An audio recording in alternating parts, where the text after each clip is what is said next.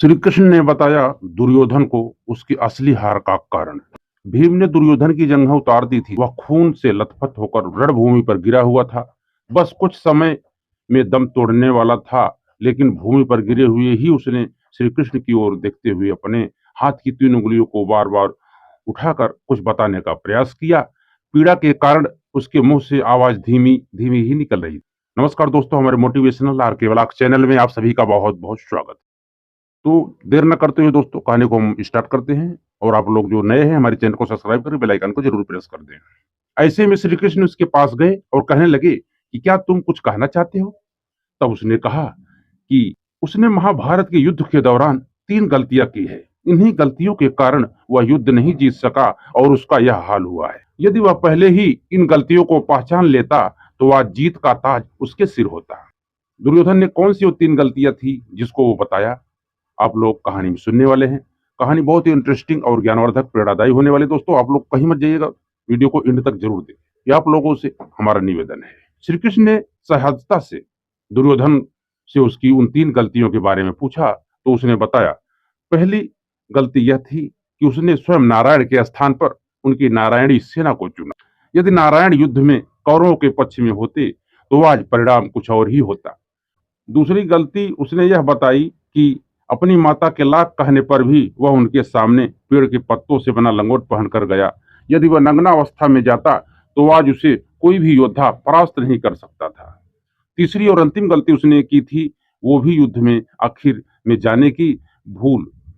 यदि वह पहले ही जाता तो कई बातों को समझ सकता था और शायद उसके भाई और कई मित्रों की जान बच जाती। इतना सुनकर भगवान श्री कृष्ण बोलते हैं, भगवान श्री कृष्ण क्या कहते हैं कि हे दुर्योधन, अब तुम सुनो असली कारण तुम्हारे हारने का क्या था। श्री कृष्ण ने विनम्रता से दुर्योधन की यह सारी बात सुनी।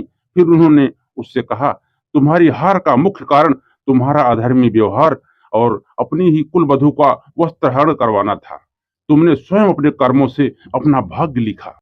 श्री कृष्ण के कहने का तात्पर्य था कि दोस्तों कि तुम अपनी इन 3 गलतियों के कारण नहीं हारे, बल्कि तुम अधर्मी हो इसलिए हारे। यह सुनकर दुर्योधन को अपनी असली गलती का एहसास हो गया दोस्तों। और भगवान श्री कृष्ण कभी भी कौरवों के साथ नहीं होते। यह उनकी ही लीला थी कि दुर्योधन ने उनकी जगह उनकी सेना को मांग लिया। दूसरी बात यह है कि दुर्योधन का शरीर का वह गुप्त अंग भी यदि वज्र के समान हो जाता तो भी उसे मारने की युक्ति ढूंढ ली जाती, क्योंकि सबसे कठिन तो जयद्रथ को मारना था, फिर भी उसे मारा। तीसरा यह कि दुर्योधन युद्ध में पहले होता या आखिर में, इससे कोई फर्क नहीं पड़ता। अंत में हार तो कौरवों की ही होनी थी, क्योंकि दुर्योधन अहंकारी था और अहंकारी अंत होने के बाद ही सब समझता है।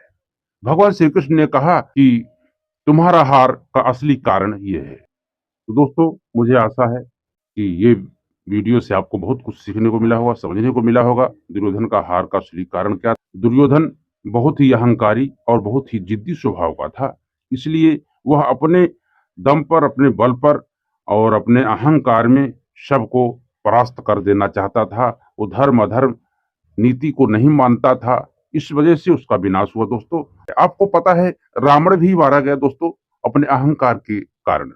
तो उसके जैसा ज्ञाता, उसके जैसा पंडित, उसके जैसा विद्वान, ऋषि कुल का खानदान का चिराग था, उसे किस चीज की कमी थी।